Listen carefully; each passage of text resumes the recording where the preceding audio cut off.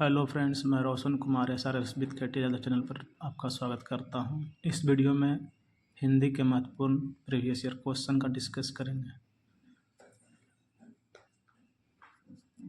पहला क्वेश्चन है, हिंदी किस भाषा का शब्द है?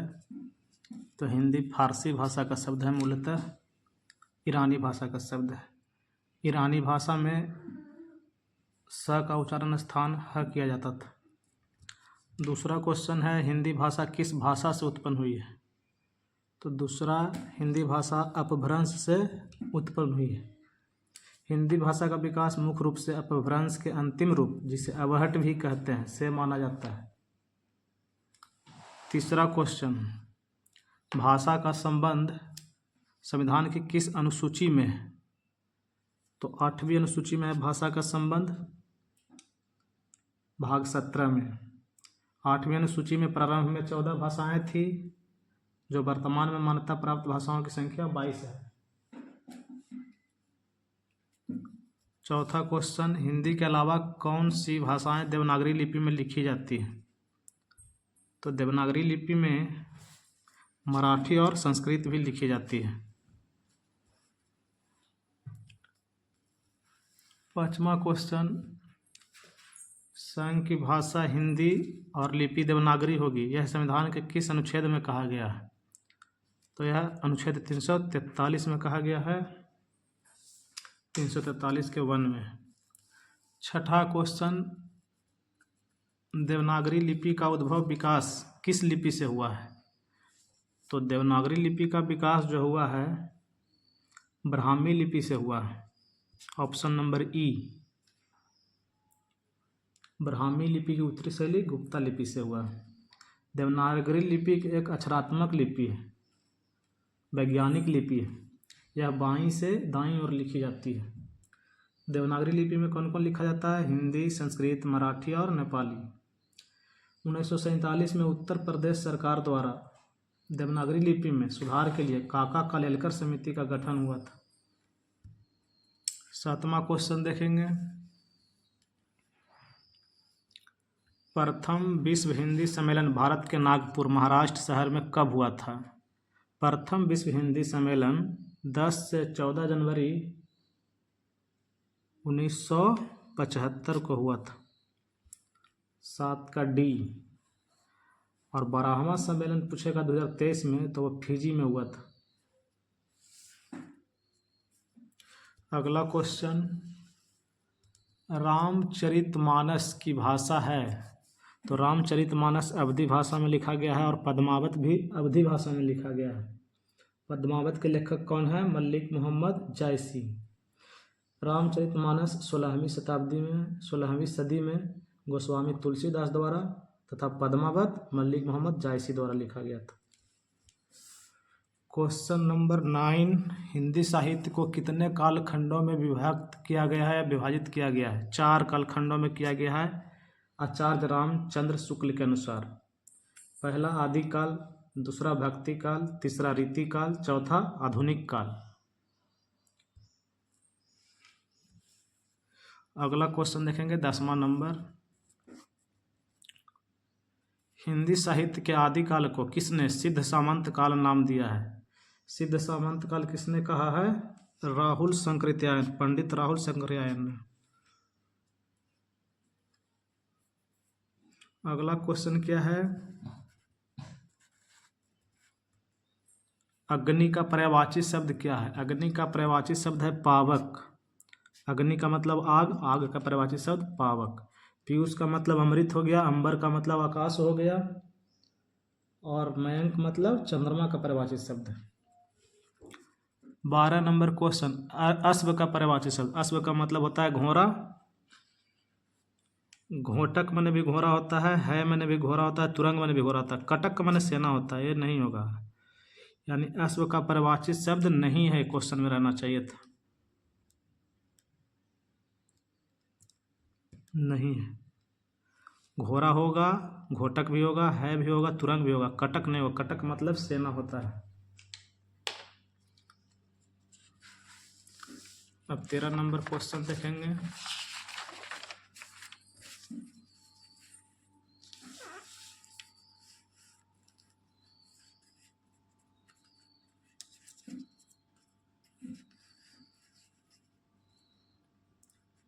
कौन सा शब्द आँख का पर्यायवाची नहीं है?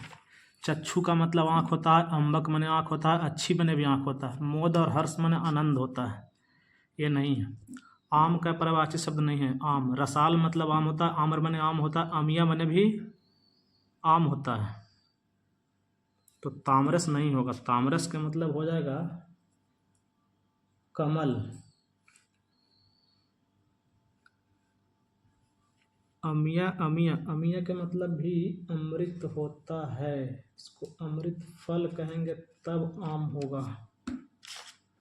इसके जगह सुधारना होगा अमृत फल।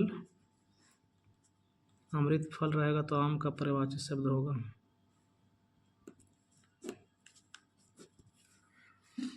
तामरस मतलब कमल, रसाल माने आम, आम्र माने आम, अमृत फल मतलब आम, तामरस माने कमल, तो ये नहीं होगा। कौन शब्द हनुमान का पर्यायवाची नहीं है? महावीर हनुमान को बोलते हैं, हरीश भी बोलते हैं, मारुति भी बोलते हैं, पिंगाक्ष भी बोलते हैं। भूरा आँख वाला, पिंगाक्ष मतलब भूरा आँख वाला। आग्नेय चट्टान का नाम है, ये नहीं होगा। ऑप्शन नंबर ई। केसरी किस शब्द का पर्यायवाची शब्द है? केसरी का मतलब शेर होता है, तो शार्दुल का मतलब भी शेर होता है। भुजंग मतलब सांप हो गया। पिकबंधु का मतलब, पिकबंधु हो गया आम। कोयला का मित्र, कोयल, कोयल पक्षी का मित्र होता है आम। पिकबंधु आम का पर्यायवाची शब्द है। दृगम्बु, दृगम्बु मने आंसू होता है, दृग मने आँख होता है। लहू का समानार्थी शब्द है लहू, लहू का मतलब खून, खून का पर्यायवाची शब्द क्या है? शोणित और लोहित। ये जल का है, जल, बारी, तोय, नीर, सलीर। नीर मने भी पानी, सलीर मतलब पानी, बारी मने पानी, तोय मने पानी। पवन मतलब हवा, समीर मने हवा, अनिल मने हवा, ये हवा का पर्यायवाची शब्द है। वन मतलब जंगल, कानन मने जंगल, ये भी जंगल का पर्यायवाची शब्द है। पीयूष मने अमृत, सोम मने अमृत, तो ये अमृत का पर्यायवाची शब्द है। 18 नंबर, बादल का पर्यायवाची शब्द क्या क्या होगा? बादल का हो जाएगा जलद, जल देने वाला। मेघ, बारिधर, अभ्र। जलज मतलब जल में जन्म लेना हुआ। पंख मतलब कीचड़ में जन्म लेना। अरविंद, ये सब कमल का है। जलधि, उदधि, ये समुद्र का है। जलधि और उदधि समुद्र का है। उसके बाद किरण का पर्यायवाची शब्द पूछ रहा है, किरण। तो किरण का पर्यायवाची शब्द इसमें से कौन होगा? मरीचि, रश्मि, तो ऑप्शन नंबर बी हो जाएगा। प्रसु मतलब क्या होता है? माँ होता है। मनोज मतलब कामदेव, कामदेव का पर्यायवाची शब्द है।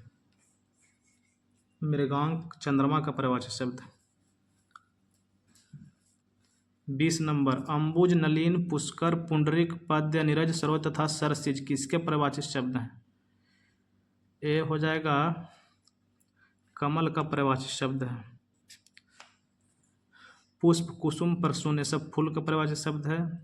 चंद्रहास में तलवार होता है। करवाल तलवार, असी में तलवार, शमशीर में तलवार, तलवार का पर्यायवाची शब्द है। अलंकार का शाब्दिक अर्थ क्या होता है? आभूषण। इसके कितने भेद होते हैं? तो जनरली 2 भेद होता है, लेकिन कहीं कहीं आपको 3 मिलेगा। कौन कौन भेद होता है समास का? अलंकार का, पहला शब्द अलंकार, दूसरा अर्थ अलंकार, तीसरा उभय अलंकार। लिख देते हैं यहाँ पर। पहला शब्द अलंकार,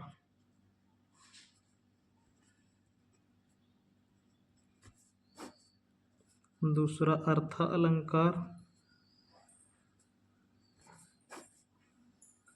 तीसरा उभय अलंकार।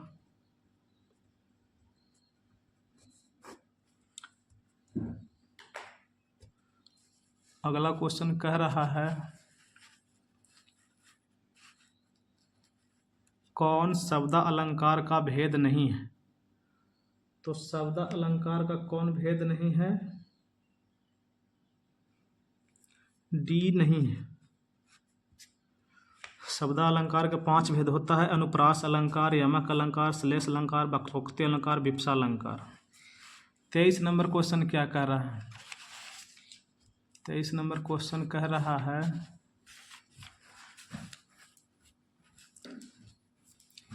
हनुमान की पूंछ में लग न पाई आग, लंका शीघ्र ही जल गई, गए निशाचर भाग। इस उक्ति में कौन सा अलंकार है? तो इस उक्ति में अतिशयोक्ति अलंकार है। हनुमान जी के बारे में बड़ाई किया गया है, मतलब हनुमान जी के पूंछ में आग लगने से पहले ही लंका जल गई, इस तरह का अतिशयोक्ति वाली बात है, तो अतिशयोक्ति अलंकार है इसमें।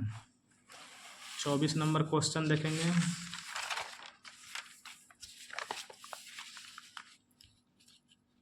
चौबीस नंबर क्वेश्चन क्या कह रहा है? सजना है मुझे सजना के लिए, इसमें किस अलंकार का प्रयोग हुआ है? तो यहाँ पर सजना दो बार प्रयुक्त होता है। एक सजना का मतलब श्रृंगार करना, एक सजना का मतलब पिया या पति। तो जब एक ही शब्द दो बार आता है तो इसमें यमक अलंकार का प्रयोग होता है। 24 का ए, और उसके अर्थ अलग अलग होते हैं। 25 नंबर क्वेश्चन, समास के कितने भेद होते हैं? पदों की प्रधानता के आधार पर समास के मुख्यतः 4 भेद होते हैं। अव्ययभाव समास, दूसरा तत्पुरुष समास, तीसरा तो द्वंद्व समास, चौथा बहुब्रीहि समास। तत्पुरुष के 2 उपभेद भी हैं, कर्मधारय एवं दिग्गु। इस प्रकार समान रूप से समास के 6 भेद हैं। तो आपको ऑप्शन में आएगा तो 6 ही लगाना है। अगला क्वेश्चन क्या कर रहा है? यथाशक्ति, यथोचित, आजन्म, प्रतिदिन किस समास का उदाहरण है? 26 नंबर पूछ रहा है किस समास का उदाहरण है। यथा लगा हुआ रहे तो आप समझ जाइएगा अविभाव समास है। आ भी लगा हुआ रहे पहले, प्रति लग रहा है, प्रतिदिन, प्रत्येक, प्रतिमाह, तो ये सब अविभाव समास का उदाहरण होगा। अव्ययीभाव समास। 27 नंबर क्वेश्चन, यथासंभव, भरपेट, अपाद मस्तक, प्रत्येक, आमरण, अनुरूप, अनुरूप, रूप के अनुसार, यथासंभव, संभव के अनुसार, संभव, प्रत्येक, प्रति, प्रति, एकम, एकम, प्रति, ये सब हो जाएगा क्या? अव्ययीभाव समास।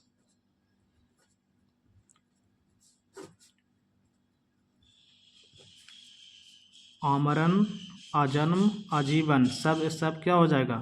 अव्ययीभाव समास। उप लगा रहेगा, उपनगर, नगरम, उपनगरम मतलब कि नगर के समीप, उपगंगम,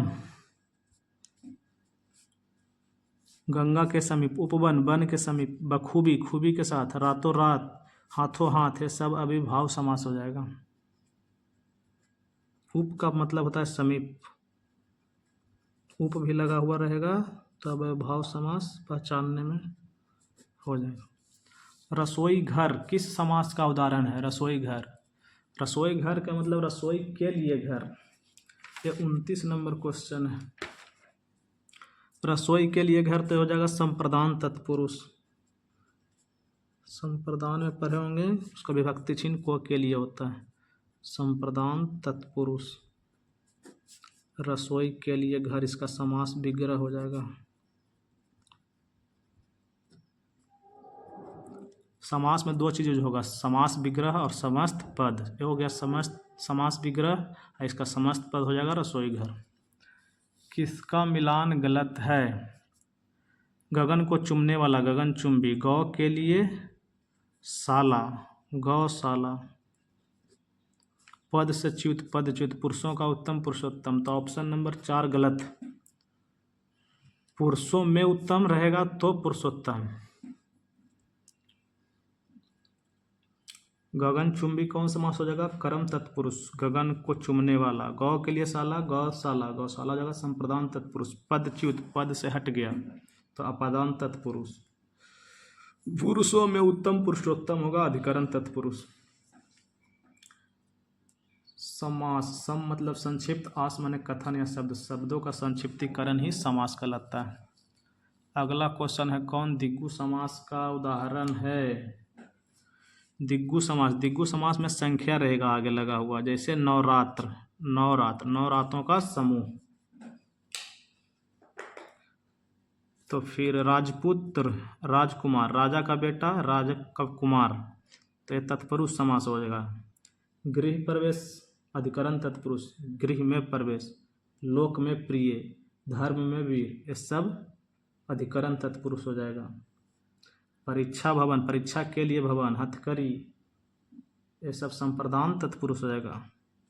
ऋण मुक्त धनहीन, ऋण से मुक्त धन से हीन, ये सब कौन हो जाएगा? अपदान तत्पुरुष। परीक्षा केंद्र तथा युद्धाभ्यास में कौन सा समास है? इसमें भी तत्पुरुष समास है। परीक्षा के लिए केंद्र, युद्ध के लिए अभ्यास, ये सब तत्पुरुष समास का उदाहरण। अगला नीलगाय, महात्मा, श्वेत पत्र, नीलकमल उदाहरण है। सब किस चीज का उदाहरण है? कर्मधारय समास का। त्रिकाल, पंचवटी, त्रिलोक, पंचामृत, ये सब में आगे पंच बने 5, त्रि बने 3, ये सब हो गया दिग्गु समास। जिसमें संख्या रह गया वो दिग्गु समास।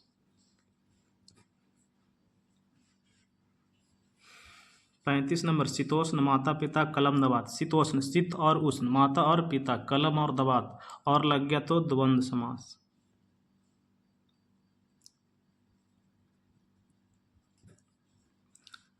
अगला क्वेश्चन है वज्रदेह, अंशुमाली, पंकज, शूलपाणी, चक्रपाणी, ये सब किस समास का उदाहरण हो जाएगा? बहुव्रीहि समास। बहुव्रीहि में अर्थ निकलेगा। वज्रदेह का मतलब वज्र के समान देह, कौन हो जाएंगे? हनुमान जी। अंशुमाली, अंशु है माला जिसकी, सूर्य भगवान। पंकज, पंख में जो पैदा हो, कमल। शूलपाणी, शूलपाणी के मतलब जिनके हाथ में शूल हो, शूल है पानी जिसके हाथ में, शंकर जी। चक्रपाणी, चक्र है पानी जिसके अर्थात जिसके हाथ में चक्र है, विष्णु जी। एक होता है बीना पानी, बीना है पानी जिसके हाथ में, सरस्वती जी। ये सब बहुव्रीहि समास में आएगा। यहीं पर यह वीडियो समाप्त होता है। धन्यवाद।